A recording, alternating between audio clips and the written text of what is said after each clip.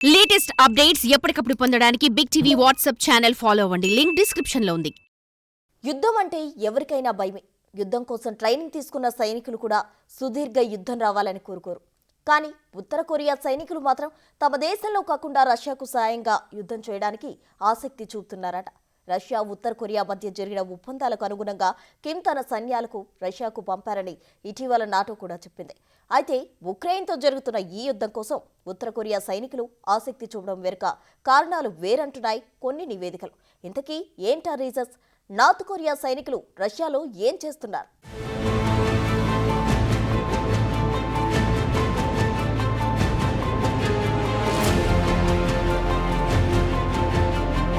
ఉక్రెయిన్లో రష్యా చేస్తున్న యుద్ధం 3వ సంవత్సరంలోకి అడుగు పెడుతుంది.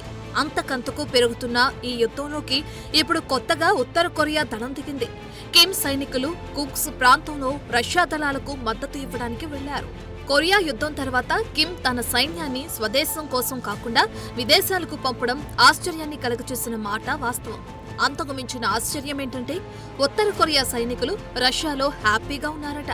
తమ దేశ యువకులను విదేశీ యుద్ధం కోసం ప్రాణాలు పణంగా పెట్టి పంపుతుంటే పోతే పోని వెధవ ప్రాణాలు మేము రష్యాలో యుద్ధం చేస్తామని అంటున్నారట.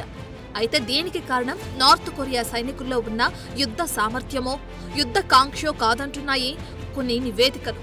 కొరియా సుప్రీం నాయకుడు కిమ్ చెప్పిన మాటకు విధేయతకు మించిన కారణాలు ఉన్నాయంటున్నారు.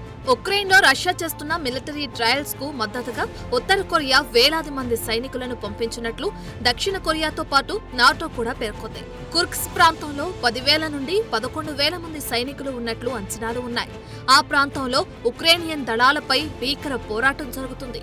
నిజానికి ఉత్తర కొరియా నుండి ఒక వార్త బయటకు రావటమే సంచలనం అవుతుంది. అలాంటిది వేల మంది సైనికులు విదేశానికి వెళ్లటం అంటే మరింత సంచలనం. అయితే ఈ చర్య రష్యా ఉత్తర కొరియాల మధ్య వ్యూహాత్మక రక్షణ భాగస్వామ్యంలో కీలకమైనదిగా విశ్లేషకులు పేర్కొంటున్నారు. జూన్ 2024లో రష్యా అధ్యక్షుడు వ్లాదిమిర్ పుతిన్, ఉత్తర కొరియా అధ్యక్షుడు కిమ్ జోంగ్ ఉన్ చేసుకున్న పరస్పర రక్షణ ఒప్పందంలో ఏముందనేది స్పష్టంగా ప్రపంచానికి తెలియనప్పటికీ కిమ్ సైనికుల్ని పంపడం ఇందులో భాగంగా ఉన్నట్లు అర్థం చేసుకోవాలి.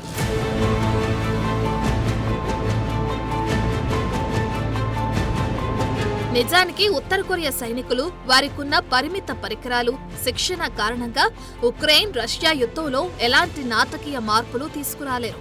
అయితే రష్యాతో ఉత్తర కొరియా సంబంధాలను బలోపేతం చేయడానికి, వాటిని కొనసాగించడానికి కిమ్ ఎంత ఆసక్తి చూపుతున్నారో తెలియజేస్తుంది.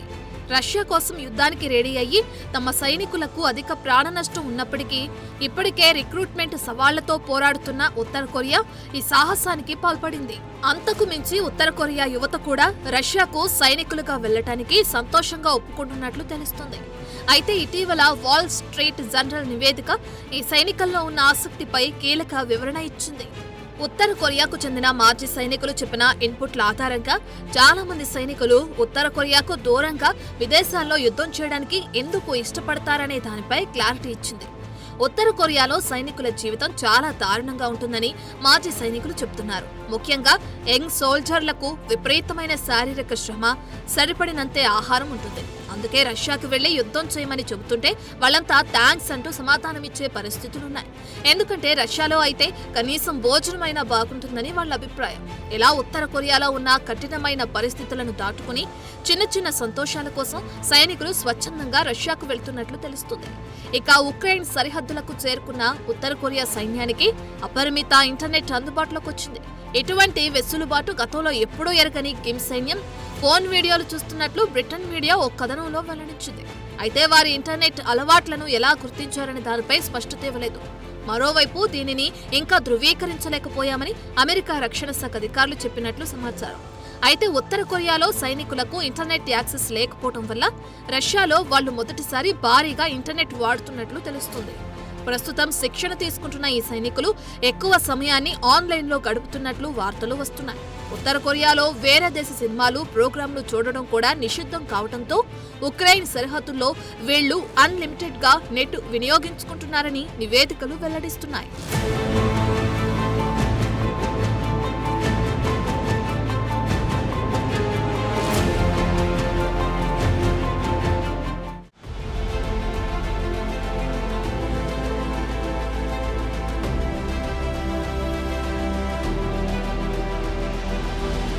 ఉత్తర కొరియన్లు తమ అధ్యక్షుణ్ణి గౌరవించడానికి, విధేయత చూపించడానికి చనిపోవడం కూడా ఒక ప్రధాన ధర్మంగా భావిస్తారు. దీనికోసం ఆ దేశంలో చిన్న వయసు నుండే సైనిక శిక్షణ పొందుతారు. రోజువారీ ఎక్సర్సైజులు, సైద్ధాంతిక శిక్షణ ద్వారా ఈ ఆలోచనను వాళ్లపై రుద్దుతారు. ఎవరైనా తమ దేశంపై దాడి చేస్తే అలాంటి విపరీతమైన దాడుల మధ్య ఉండటం ఎలాగో కూడా ప్రత్యక్ష ఉదాహరణలతో నేర్పుతారని కొందరు చెబుతున్నారు. దీనికోసం స్కూల్ వయసు నుండే పిల్లల్ని సిద్ధం చేస్తారు. స్కూల్ పుస్తకాల్లో కూడా దీన్ని బోధిస్తారు. ఇంత కఠిన శిక్షణ చిన్నతనం నుండి నూరిపోయటం వల్ల ఉత్తర కొరియా సైనికులు కిమ్ కోసం ఏదైనా చేయడానికి రెడీ అవుతారు. అచంచలమైన విధేయతను చూపిస్తారు. ఆహారం, ఇతర అవసరాల కొరతగా ఉన్న కఠినమైన పరిస్థితులను తట్టుకోగల సామర్థ్యం ఉత్తర కొరియా సైనికుల్లో ఉంటుంది. అందుకే రష్యా ఉక్రెయిన్ యుద్ధంలో ఎంత తీవ్రమైన పరిస్థితులు ఉన్నప్పటికీ ఉత్తర కొరియా దళాలు ఉక్రెయిన్లో యుద్ధం చేయడానికి సిద్ధపడినట్లు తెలుస్తుంది. ఇక 2.5 సంవత్సరాలకు పైగా కొనసాగుతున్న యుద్ధంలో రష్యా కూడా మానవ వనరుల కొరత ఏర్పడింది. దీనితో ఎక్కువ మంది ఉత్తర కొరియా సైనికులను తీసుకోవడానికి సిద్ధంగా ఉన్నట్లు తెలుస్తుంది. అయితే ఉత్తర కొరియా సైనికుల్లో తెగింపు ఉన్నప్పటికీ వారికి రష్యా చేసేలాంటి యుద్ధం కొత్తదే అని కొందరు అంటున్నారు. ఉత్తర కొరియాలో అత్యంత క్రమశిక్షణతో పొందిన ట్రైనింగ్ లో పరిమిత వనరులు, పాతకాలం నాటి పద్ధతులే ఉంటాయని, వాళ్ళ దృష్టి సాంప్రదాయ యుద్ధం కంటే ఎక్కువగా చొరబాటు, మౌలిక సదుపాయాలపై దాడి చేయడం వంటివే ఉంటాయని, ఆధునిక పోరాటంలో వాళ్లు పోరాడలేరనే అభిప్రాయాలు ఉన్నాయి. ఉక్రెయిన్లో ఉత్తర కొరియా సైనికుల వ్యూహాత్మక ప్రభావం పెద్దగా లేనప్పటికీ కిమ్ ఇంత ఆసక్తి చూపడం వెనక కూడా కారణం ఉంది. ఇప్పటి వరకు శిక్షణ, బోధనలతోనే కొనసాగుతున్న ఉత్తర కొరియా ఆధునిక యుద్ధం అనుభవాన్ని పొందడానికే రష్యాకు సహాయం చేస్తుందనే అభిప్రాయాలు కూడా ఉన్నాయి.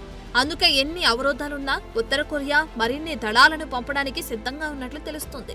ప్రపంచంలోని అతిపెద్ద స్టాండింగ్ ఆర్మీలలో ఒకటైన ఉత్తర కొరియా 1.2 మిలియన్ల యాక్టివ్ డ్యూటీ సైనిక సిబ్బందిని కూడగట్టుకుంది. లక్షల మంది సైనికులను తయారు చేసి నిల్వ ఉంచినట్లు అంచనాలు ఉన్నాయి. అందుకే అవసరమైతే ఉత్తర కొరియా రష్యాల దళాలను మరింత బలోపేతం చేయడం కోసం మరిన్ని ట్రూపులను పంపించవచ్చని అంటున్నారు.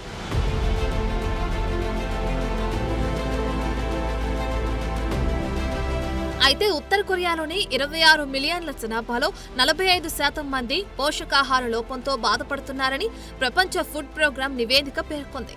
సైనికుల హోదా ఉన్నప్పటికీ ఈ ఆహార కొరత నుండి తప్పించుకోలేని పరిస్థితి ఉంది. చాలా మంది మొక్కజొన్నతో కలిపిన బియ్యంతో జీవిస్తున్నారు.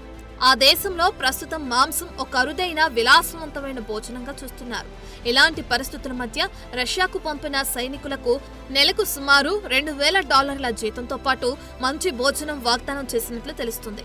నిజానికి ఈ జీతం ఉత్తర కొరియాలో అందే జీతంతో పోలిస్తే చాలా ఎక్కువని అంటున్నారు. అయితే ఉత్తర కొరియా చట్టాల ప్రకారం ఈ జీతంలో కూడా చాలా వరకు కిమ్ పాలనలోకే వెళ్లినప్పటికీ మిగిలిన మొత్తాన్ని సైనికులు స్వదేశంలోని వారి కుటుంబాలకు పంపిస్తున్నారు.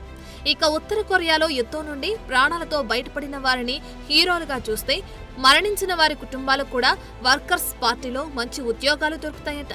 ఇటువంటి ప్రోత్సాహకాల వల్ల ఉత్తర కొరియా సైనికులు విదేశాల్లో కూడా పోరాటానికి సిద్ధపడుతున్నారు. అయితే ఉక్రెయిన్కు ఉత్తర కొరియా దళాలను పంపడంపై ఉక్రెయిన్తో పాటు నాటో కూటమి, అమెరికా కూడా గుర్రుగా ఉంది. ఇది యుద్ధాన్ని మరింత తీవ్రం చేస్తుందేమోనని ఆందోళనలు ఉన్నాయి. ఉత్తర కొరియా సైనికులు రష్యాకు తాత్కాలిక మానవ వనరులను అందించినప్పటికీ యుద్ధంలో వారి ప్రభావం, ఉత్తర కొరియా మద్దతు కొనసాగింపు గురించి ప్రశ్నలు లేవనెత్తనున్నాయి. మరోవైపు ఉక్రెయిన్ సరిహద్దుల్లో ఉత్తర కొరియా సైన్యం ఉన్నట్లు రష్యా ఇంతవరకు ఆమోదించకపోవడం విశేషం.